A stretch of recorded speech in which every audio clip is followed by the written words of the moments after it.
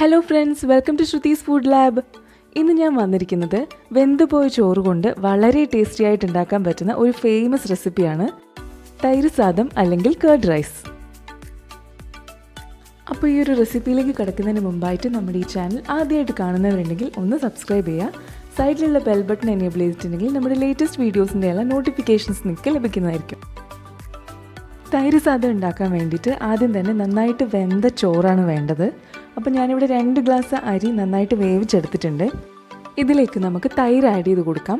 അപ്പോൾ ഞാനിവിടെ 750 ഗ്രാം തൈര് ചേർത്ത് കൊടുക്കുന്നുണ്ട്. ഇനി ഈ ചോറും തൈരും കൂടി നന്നായിട്ടൊന്ന് മിക്സ് ചെയ്തെടുക്കാം.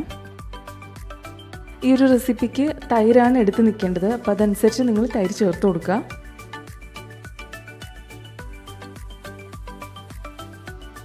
ഇനി ഇതിലേക്ക് ആവശ്യത്തിന് ഉപ്പ് ചേർത്ത് കൊടുക്കാം. എന്നിട്ട് വീണ്ടും നന്നായിട്ടൊന്ന് യോജിപ്പിച്ചെടുക്കാം.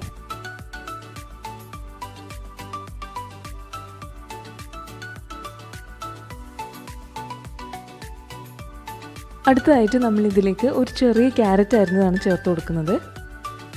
അതിൻ്റെ കൂടെ കുറച്ച് മല്ലിയിലയും കൂടി ചേർത്ത് കൊടുക്കാം. എന്നിട്ട് വീണ്ടും മിക്സ് ചെയ്തെടുക്കാം. ഇതിപ്പോൾ നന്നായിട്ട് മിക്സ് ചെയ്തെടുത്തിട്ടുണ്ട്. ഇനി ഇത് മാറ്റി വയ്ക്കാം. അടുത്തതായിട്ട് നമ്മൾ കടുക് പൊട്ടിക്കാനാണ് പോകുന്നത്. അതിനായിട്ടൊരു പാൻ ചൂടായ ശേഷം 3 ടേബിൾ സ്പൂൺ നല്ലെണ്ണ ചേർത്ത് കൊടുക്കാം. അപ്പോൾ ഈ ഒരു റെസിപ്പിക്ക് നമ്മൾ നല്ലെണ്ണയാണ് യൂസ് ചെയ്യുന്നത്. അതില്ലാന്നുണ്ടെങ്കിൽ സൺഫ്ലവർ ഓയിൽ യൂസ് ചെയ്യുക. കോക്കനട്ട് ഓയിൽ എന്തായാലും യൂസ് ചെയ്യരുത്.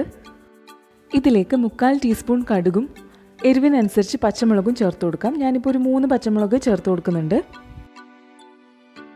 ഇതിലേക്ക് 1/2 ടേബിൾ സ്പൂൺ അളവിൽ ഇഞ്ചി ചെറുതായിട്ട് അരിഞ്ഞതും 1/2 ടേബിൾ സ്പൂൺ ഉഴുന്ന് പരിപ്പും കൂടി ചേർത്ത് കൊടുക്കാം. എന്നിട്ടൊന്ന് മിക്സ് ചെയ്തെടുക്കാം.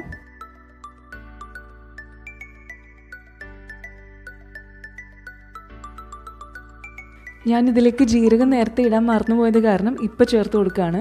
അപ്പോൾ നിങ്ങളിത് കടുക് പൊടിച്ചതിന് ശേഷം 1/2 ടീസ്പൂൺ ജീരകം ചേർത്ത് കൊടുക്കുക. അതിൻ്റെ കൂടെ 3 നുള്ള് കായപ്പൊടി കൂടി ചേർത്ത് കൊടുക്കാം.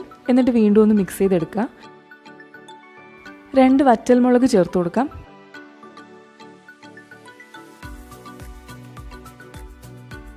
അടുത്തതായിട്ട് ആവശ്യത്തിന് കറിവേപ്പിലയും കൂടി ചേർത്ത് ഒന്ന് മിക്സ് ചെയ്തെടുക്കാം.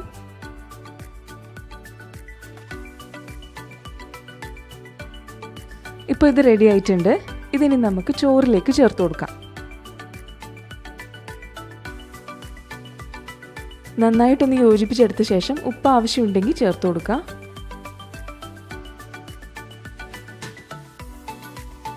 അങ്ങനെ നമ്മുടെ വളരെ ടേസ്റ്റി ആയിട്ടുള്ള വളരെ എളുപ്പത്തിൽ ഉണ്ടാക്കാൻ പറ്റുന്ന തൈര് സാദം റെഡി ആയിട്ടുണ്ട്. അപ്പോൾ ചോറൊക്കെ വെന്ത് പോയിട്ടുണ്ടെങ്കിൽ ആരും ടെൻഷൻ അടിക്കണ്ട. കാരണം ഈ ഒരു റെസിപ്പിക്ക് നല്ല വെന്ത ചോറാണ് വേണ്ടത്. ഇത് തമിഴ്നാട്ടിലും ആന്ധ്രയിലും ഹൈദരാബാദിലും ഒക്കെ വളരെ ഫേമസ് ആയിട്ടുള്ള ഒരു റെസിപ്പിയാണ്. അവിടെ പോയവരൊക്കെ ഒരിക്കലെങ്കിലും ഇത് കഴിച്ചിട്ടും ഉണ്ടാവും.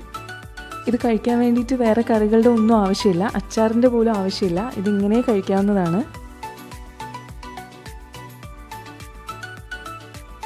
അപ്പോൾ ഇതെല്ലാവരും വീട്ടിലൊന്ന് ട്രൈ ചെയ്ത് നോക്കുക. അഭിപ്രായങ്ങൾ പറയാം. ഇന്നത്തെ റെസിപ്പി എല്ലാവർക്കും ഇഷ്ടമായെന്ന് വിശ്വസിക്കുന്നു. ഇനി വേറൊരു റെസിപ്പി ആയിട്ട് പിന്നീട് കാണാം.